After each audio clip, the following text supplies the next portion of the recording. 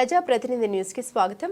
10వ తరగతి చదివిన మాకు రికార్డులు రాసుకోవడం తప్ప మాకు ఆన్లైన్ చేయడం రాదని 14 యాప్లతో కూడినటువంటి ఎన్సీడీ యాప్ను రద్దు చేయాలని, రాత్రి 1 గంట తర్వాతనే యాప్లు పనిచేస్తున్నాయని, తెల్లవార్లు పనిచేయాల్సి వస్తుందని, కంప్యూటర్ పరిజ్ఞానం లేదని ఆఫ్లైన్ పేరుతో తీసుకుని ఆన్లైన్ చేయాలని ఒత్తిడి చేస్తున్నారని, వెంటనే ఎన్సీడీ రద్దు చేయాలని, ఉద్యోగులు పర్మనెంట్ చేయాలని, పర్మనెంట్ అయిన ఏఎన్ఎంలను పదోన్నతులు కల్పించాలని డిమాండ్ చేశారు.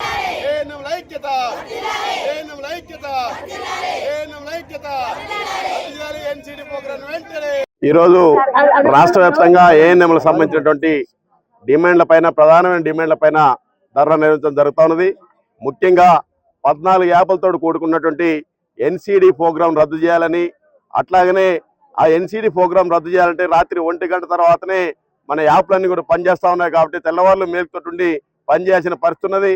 ఇవాళ వాళ్ళు వాస్తవంగా 10వ తరగతి 11 ఇంటర్ చేసిన వాళ్ళనే ఆ రోజు అప్లై చేసుకొని ఉద్యోగాలు ఇవ్వడం జరిగింది.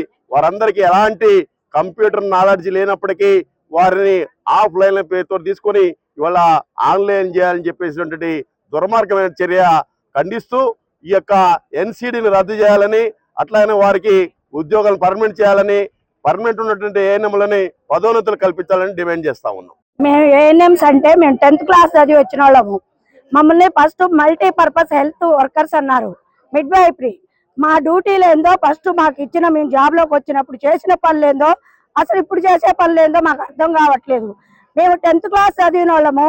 మాకు అప్పట్లో కొన్ని రికార్డ్స్ ఉండే, ఆ రికార్డ్స్ రాసుకోవటం, పిల్లలకు సూదులు ఇచ్చుకోవటము, గర్భిణీ స్త్రీలకు సేవలు చేయటము, ఊళ్ళలో చిన్న చిన్న వ్యాధులకు మందులు ఇవ్వటము, అది మా డ్యూటీ ఉండే.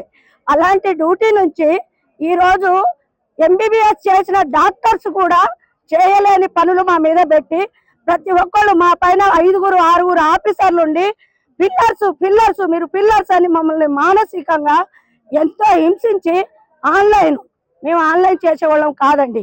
మేము ఏదన్నా రాసి ఇచ్చేవాళ్ళ వరకే.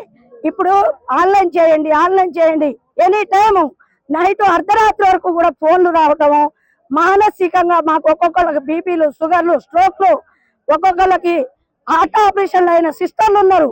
ఇలాంటి టైంలో మేము ఏం చేయాలండి? మేము ఈ అన్ని ఆన్లైన్ చేయము. మాకు పిఎస్సికి ఒక డీవోలనన్ను ఇవ్వమనండి, లేదంటే ఆన్లైన్ మేము అసలు చేయము. మేము చేయాల్సిన వర్క్ ఏంటంటే రాతపూర్వకంగా రాసిచ్చే రికార్డులే రాస్తాము. ఈ ఎన్సీడీలు మేము చేయము. మేము మిడ్ వైఫరీ. మమ్మల్ని తీసుకున్న ఉద్యోగంలో ఎలా తీసుకుర్రో, నేను 98 ఇయర్స్ నుంచి జాబ్ చేస్తున్నాను.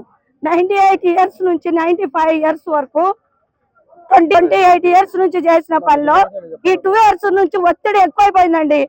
అందుకు మేము ఈ పనులు చేయలేము. మాకు పని భారం తగ్గించాలి. మా సిస్టర్స్ ఎంతో మంది ఈసీ వాళ్ళు ఉన్నారు, సెకండ్ ఏఎన్ఎంస్ ఉన్నారు, వాళ్ళని రెగ్యులర్ చేయాలి. ఇంతకాలం వాళ్ళు 20 ఏళ్ళకు జీతంతో చేస్తున్నారు. వాళ్ళలో కూడా ఎంతో మంది పోతుంటే డ్యూటీలో వ్యాక్సిన్ క్యారియర్లు పట్టుకొని పోతుంటే యాక్సిడెంట్లు అయి చనిపోయారు. ఎంతో మంది వాళ్ళ కుటుంబాలకు దూరాలయ్యారు. ప్రతి ఒక్కరికి జబ్బులు వచ్చేసాయి. అవన్నీ మా మీద ఒత్తిడి తగ్గించాలని మా నిర్ణయం.